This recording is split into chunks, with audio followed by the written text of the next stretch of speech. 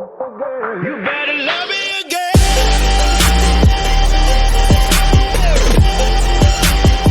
You better love me again. Hello दोस्तों, welcome in MPG के with home. आप सभी का स्वागत है सूचना एवं प्रौद्योगिकी के इस भाग पे। पहला पार्ट हमने डिस्कशन कर लिया है और आशा करती हूँ आपको वह पार्ट बहुत पसंद आया होगा। देखते हैं इस पार्ट में क्या है खास।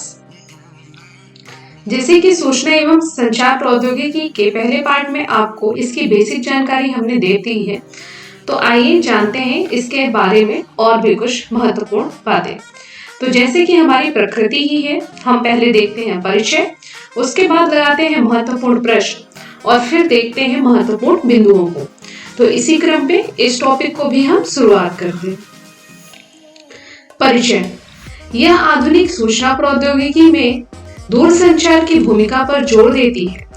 आईसीटी मतलब सूचना एवं संचार प्रौद्योगिकी के अंतर्गत आईसीटी के साथ साथ दूरभाष संचार मीडिया सभी प्रकार के ऑडियो तथा वीडियो प्रसारण एवं संप्रेषण किए जाते हैं, जिसमें सूचनाओं का संप्रेषण विद्युत चुम्बकीय माध्यम में होता है।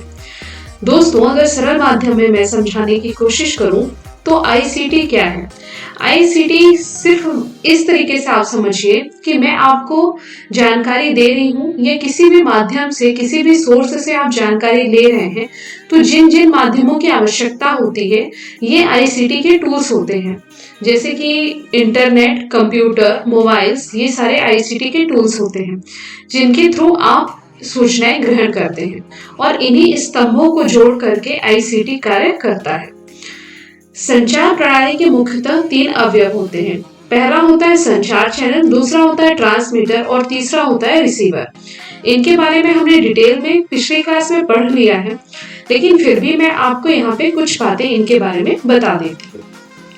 तो आइए जानते हैं संचार चैनल क्या होता है। दोस्तों, संचार चैनल भौतिक माध्यम होता है जो ट्रांसमीटर और रिसीवर को आपस में जोड़ता है।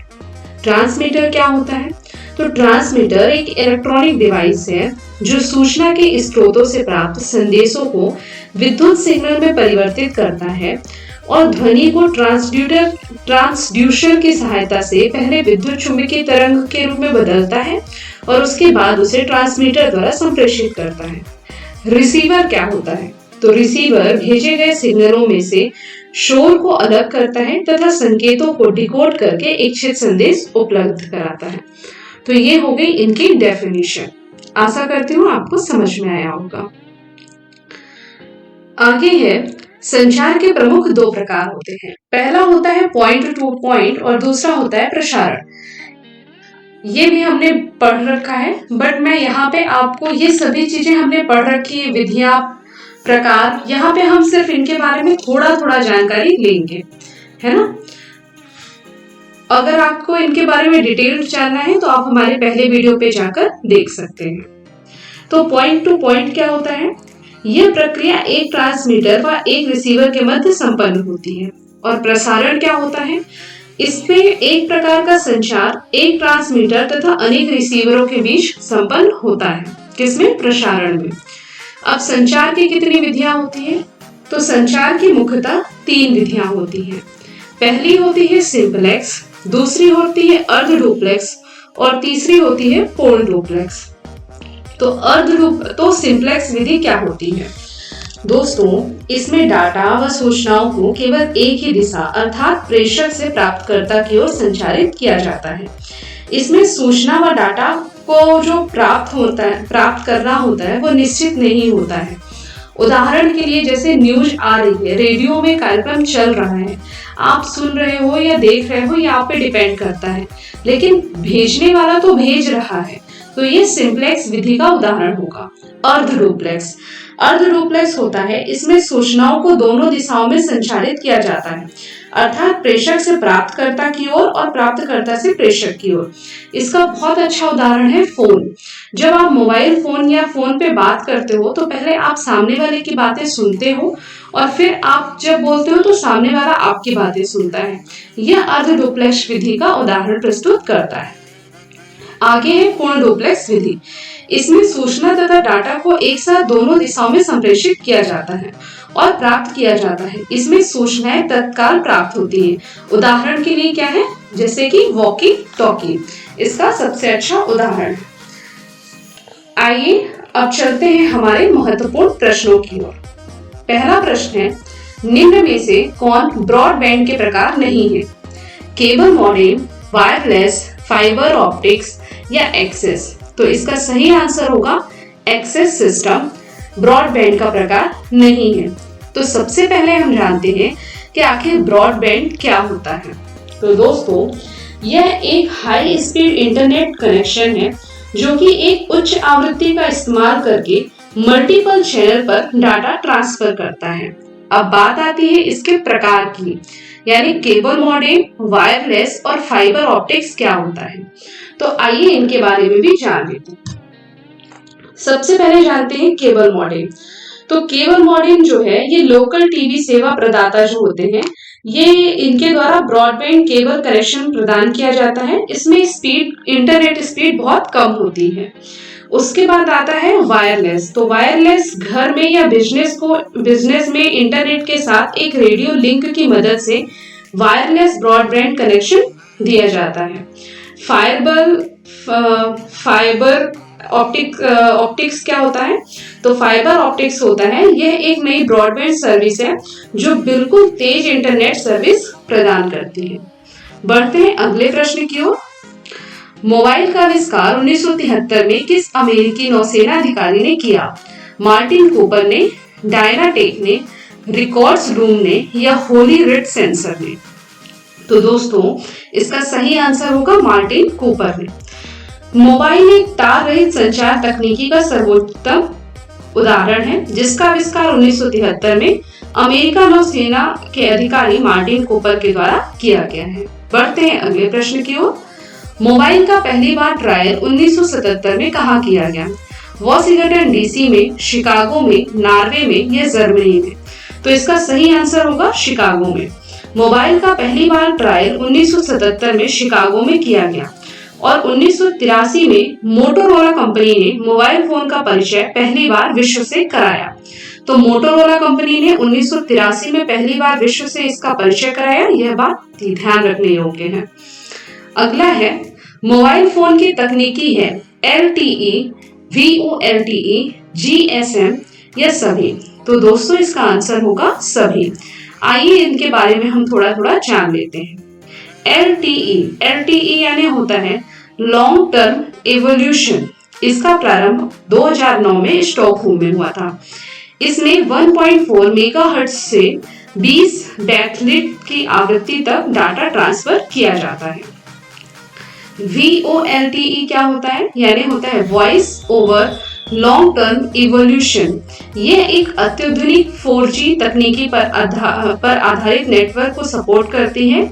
इसमें कॉल आने की स्थिति पर भी फोन में इंटरनेट स्पीड की कमी नहीं होती है। GSM क्या होता है? GSM होता है एक एनालॉग सेलुलर नेटवर्क को प्रतिस्थापित करने के लिए इसका आविष्कार किया गया है। इसका फुल फॉर्म होता है ग्लोबल सिस्टम फॉर मोबाइल। बढ़ते हैं अगले प्रश्न की ओर। अंतरराष्ट्रीय टेलीग्राफी संघ की स्थापना कब हुई? 1856, 1860, 1865 या 1870 में? तो इसका सही आंसर होगा 1865 में। दोस्तों, 17 मई 1865 को अंतरराष्ट्रीय टेलीग्राफी संघ की स्थापना हुई। इसका मुख्यालय जेनेवा, स्विट्जरलैंड में है और यह समय समय पर डाटा ट्रांसफर की गति, गुणवत्ता आदि संबंधी मानक बताता रहता है। बढ़ते हैं अगले प्रश्न पर। सॉफ्टवेयर को मुख्यतः कितने भागों पर बांटा जा सकता है? 1 भाग, 2 भाग, 3 भाग या 4 भागों पर? तो इसका सही आंसर होगा 3 भागों पर बांट सकते हैं। वो 3 भाग कौन कौन से हैं? वो है सिस्टम सॉफ्टवेयर, एप्लीकेशन सॉफ्टवेयर और यूटिलिटी सॉफ्टवेयर। आइए इनके बारे में हम कुछ थोड़ा थोड़ा जान लेते हैं। तो जानते हैं पहले सिस्टम सॉफ्टवेयर के बारे में। तो सिस्टम सॉफ्टवेयर यह एक से अधिक प्रोग्राम का समूह होता है। इस सॉफ्टवेयर के द्वारा कंप्यूटर के मूलभूत कार्यों एवं हार्डवेयर को नियंत्रित किया जाता है। उसके बाद जानते हैं एप्लीकेशन सॉफ्टवेयर क्या होता है। तो यह प्रोग्रामों का समूह है जो किसी विशिष्ट कार्य के लिए तैयार किया जाता है। किसी संस्थान, व्यक्ति या किसी कार्य को देखभाल के लिए आवश्यकता अनुसार इस सॉफ्टवेयर का विकास किया जाता है। आगे है यूटिलिटी सॉफ्टवेयर। तो यूटिलिटी सॉफ्टवेयर क्या होता है? इसकी यूटिलिटी सॉफ्टवेयर कुछ ऐसे प्रोग्रामों को कहा जाता है जिनकी आवश्यकता हमें बार बार पड़ती है। यूटिलिटी प्रोग्राम कई ऐसे कार्य करता है जो कंप्यूटर का उपयोग करते समय हमें करना पड़ता है। कंप्यूटर के कार्य को सरल करने और उसे अशुद्धियों से दूर रखने तथा उसे सुरक्षा प्रदान करने के लिए इसका उपयोग किया जाता है। बढ़ते हैं अगले प्रश्न की ओर। सिस्टम सॉफ्टवेयर के निम्न में से कौन से प्रकार है? Operating system, language system, language translator, का और गा दोनों। तो दोस्तों इसका ऑप्शन 4 सही आंसर होगा, का और गा दोनों। आइए जान लेते हैं ऑपरेटिंग सिस्टम क्या होता है और लैंग्वेज ट्रांसलेटर क्या होता है। तो ऑपरेटिंग सिस्टम, प्रत्येक कंप्यूटर में ऑपरेटिंग की आवश्यकता होती है। बिना इसके कंप्यूटर का प्रयोग नहीं किया जा सकता। यह यूजर और कंप्यूटर के बीच इंटरफेस का निर्माण करता है। लैंग्वेज ट्रांसलेटर क्या होता है? यह ऐसा प्रोग्राम है जो विभिन्न प्रोग्रामिंग भाषाओं में लिखे गए प्रोग्राम का अनुवाद कंप्यूटर की मशीन भाषा में करता है। यह अनुवाद करना इसलिए आवश्यक होता है क्योंकि कंप्यूटर केवल अपनी मशीनी भाषा में लिखे हुए प्रोग्राम को ही समझ पाता है। बढ़ते हैं अगले प्रश्न की ओर। वर्ड प्रोसेसर स्प्रेडशीट उदाहरण है सिस्टम सॉफ्टवेयर का, एप्लीकेशन सॉफ्टवेयर का, प्लेटफॉर्म सॉफ्टवेयर का या इनमें से कोई नहीं। तो इसका सही आंसर होगा एप्लीकेशन सॉफ्टवेयर का। एप्लीकेशन सॉफ्टवेयर क्या होता है यह मैंने आपको पहले ही बता चुका है। भारतीय सॉफ्टवेयर उद्योग का जनक किसे कहा जाता है? कृष्ण कोहली को, नरसिंह मेहता को, देवांग मेहता को या विजय भटनागर को। तो इसका सही आंसर होगा देवांग मेहता को भारतीय सॉफ्टवेयर जनक उद्योग का जनक कहा जाता है। प्रकाश तंतु ऑप्टिकल फाइबर का उत्पादन करने वाला देश का प्रथम राज्य कौन है? राजस्थान, उत्तर प्रदेश, मध्य प्रदेश, गुजरात। तो इसका सही आंसर होगा मध्य प्रदेश। ऑप्टिकल फाइबर का उपयोग आजकल लेजर बीम में किया जाता है, ट्रैफिक लाइट में किया जाता है, ऑटोमोबाइल के क्षेत्र में किया जाता है। तो इसका जो उत्पादन है वो मध्य प्रदेश में किया जाता है। पहला कंप्यूटर नेटवर्क था ईथरनेट, ईरानेट, गीगानेट या कोई नहीं। तो दोस्तों पहला कंप्यूटर नेटवर्क 1981 में तैयार किया गया जिसे ईथरनेट कहा जाता है। अगला प्रश्न है जो अनेक कंप्यूटर और उपकरण एक समूह के साथ जोड़े जाते हैं तो उसे क्या कहते हैं? सीपीयू, मॉडेम, ब्रांच या नेटवर्क। तो इसका सही आंसर होगा नेटवर्क कहा जाता है। बिना किसी के बल का उपयोग किए हुए एक डिवाइस को किसी नेटवर्क से जोड़ने को क्या कहते हैं? वायर्ड, सर्वर, क्लाइंट या वाईफाई। तो इसका सही आंसर होगा क्लाइंट कहा जाता है। कंप्यूटर रिजोल्यूशन मापा जाता है स्क्रीन के रंगों से, स्क्रीन के रंगों की संख्या से, पिक्सल की संख्या से, स्क्रीन के आकार से। तो दोस्तों इसका सही आंसर होगा पिक्सल की संख्या से। दोस्तों पिक्सल, जितनी पिक्सलों की संख्या, पिक्सल एक डॉट डॉट जैसे होते हैं और ये डॉट जितने ज्यादा होते हैं, पिक्सल जितने ज्यादा होंगे क्लियरिटी उतनी ही ज्यादा होगी, उतनी ही ज्यादा क्लियर स्क्रीन होगी। तो कंप्यूटर का जो रिजोल्यूशन होता है वो पिक्सल की संख्या से मापा जाता है। अगला प्रश्न है वाईफाई क्या है? Wireless focus, wireless Fidelity, wireless phase, wireless focus. तो इसका सही आंसर होगा वायरलेस फिडेलिटी। अगला है ईथरनेट में कौन सी टोपोलॉजी का प्रयोग किया जाता है? बस topology, ring topology, tree topology या टोपोलॉजी। तो इसका सही आंसर होगा बस टोपोलॉजी। टोपोलॉजी क्या होती है इसके बारे में मैंने आपको पहले ही क्लास में बहुत अच्छे से पढ़ाया हुआ है, आप वो वीडियो जाके देख सकते हैं। अगला है मेक एड्रेस का साइज है 16 बिट्स, 32 बिट्स, 64 बिट्स या 48 बिट्स। तो इसका सही आंसर होगा 48 बिट्स। बढ़ते हैं अगले प्रश्न की ओर। इलेक्ट्रॉनिक टेक्नोलॉजी सपोर्टिंग सिस्टम जो द्वितीय पीढ़ी के कंप्यूटर में इस्तेमाल की गई है, कैपेसिटर, वैक्यूम ट्यूब, ट्रांजिस्टर या चिप। तो इसका सही आंसर होगा ट्रांजिस्टर। ट्रांजिस्टर जो है वो द्वितीय पीढ़ी के कंप्यूटरों में इस्तेमाल किया गया है। बढ़ते हैं अगले प्रश्न की ओर। लैन का अर्थ है लोकल इंटरनेट एरिया, लोक area network, local area network, long multimedia network. तो इसका सही आंसर होगा लोकल एरिया नेटवर्क यानी ऑप्शन 3। बढ़ते हैं अगले प्रश्न की ओर। किलर रेज्यूम क्या है? खतरनाक प्रोग्राम, ईमेल सिस्टम, खतरनाक वायरस, उपरोक्त सभी। तो इसका सही आंसर होगा खतरनाक वायरस। आइए देखते हैं महत्वपूर्ण, ये दिए हुए हैं आपके आंसर, आप वहां से इसको मैच कर सकते हैं। महत्वपूर्ण शब्दावली। एड्रेस बार क्या होता है? यह ब्रेव ब्राउजर का वह भाग या हिस्सा होता है जहां पर हम कोई भी वेब एड्रेस टाइप करते हैं। एक्सेस क्या होता है? जब कंप्यूटर या ईमेल पर वैध तरीके से हम अपनी पहुंच बनाते हैं, जिसके लिए हमें कंप्यूटर में यूजर नेम और पासवर्ड का प्रयोग करना पड़ता है, तो साधारण भाषा में हम अपने खाते या अकाउंट को एक्सेस कर पा रहे हैं, ऐसा कहते हैं। एडवेयर क्या होता है? तो एडवेयर यह एक प्रकार का वायरस होता है जो ब्राउजर में अपने आप इंस्टॉल हो जाता है और पूरे वेब पेज पर अनचाहे विज्ञापन प्रदर्शित करता है। बाइट क्या होता है? बिट कंप्यूटर की मेमोरी सबसे छोटी इकाई होती है और 8 बिट से मिलाकर एक बाइट बनता है। बैकअप कंप्यूटर की भाषा में अपने डाटा का एक और डुप्लीकेट प्रति बनाना बैकअप लेना कहलाता है। ब्लू रे डिस्क, इसे पढ़ने के लिए जिस प्रकाश का उपयोग किया जाता है वह ब्लू रंग का होता है। ब्लू रे डिस्क पर 50 गीगाबाइट डाटा स्टोर किया जा सकता है।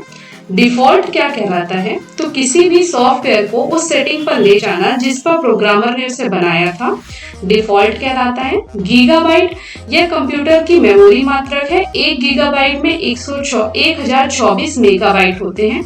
जैमर क्या होता है? तो यह एक ऐसा यंत्र है जो मोबाइल फोन को बेस स्टेशन से सिग्नल लेने से रोकता है। इसे फोन जैमर भी कहते हैं। दोस्तों, आपातकाल की स्थिति में यह जैमर लगा दिया जाता है जिससे कि कहीं का भी फोन आपका नेटवर्क बिल्कुल जीरो हो जाता है। आपके फोन से ना कहीं कॉल लग सकता है, ना कहीं का कॉल आपके पास आ सकता है। ऐसा आपातकाल की स्थिति में मोस्टली पुलिस वाले या सुरक्षा दल इसका उपयोग करते हैं। जंक फाइल क्या होती है? तो कंप्यूटर में पड़ी बेकार और उपयोग ना होने वाली फाइल को जंक फाइल कहते हैं। केबीपीएस तकनीकी भाषा में डाटा ट्रांसफर रेट के लिए केबीपीएस का प्रयोग किया जाता है, जिसे किलोबाइट पर सेकेंड कहते हैं। मदरबोर्ड यह कंप्यूटर का वह भाग है जो आपके इनपुट और आउटपुट डिवाइस, मेमोरी और प्रोसेसर को जोड़कर रखता है। मेल मर्ज क्या है? मेल मर्ज की सहायता से आप एक साथ कई मेल विभिन्न लोगों को एक साथ भेज सकते हैं। बढ़ते हैं महत्वपूर्ण बिंदु की तरफ। अंतरराष्ट्रीय दूरसंचार संघ की स्थापना 17 मई 1865 को जेनेवा, स्विट्जरलैंड में हुई। भारतीय दूरसंचार नीति 1999 में क्रियान्वित की गई। बीएसएनएल द्वारा 2005 में अपनी ब्रॉडबैंड सेवा प्रारंभ की गई। पहला कंप्यूटर नेटवर्क 1981 में तैयार किया गया, जिसे ईथरनेट कहा जाता है। दोस्तों, इस प्रकार यह हमारा पार्ट खत्म होता है। आशा करती हूँ आप सभी को यह पसंद आया होगा। कहीं पे भी अगर थोड़ी बहुत त्रुटि रह गई हो तो मैं उसके लिए आपसे माफी मांगती हूँ। प्लीज मुझे माफ करिएगा किसी भी मिस्टेक के लिए। और अगर पसंद आया हो तो लाइक, शेयर और सब्सक्राइब करना बिल्कुल भी ना भूलें। और हाँ, कुछ भी एरर हो तो उसको आप कमेंट बॉक्स में लिख सकते हैं। Thank you.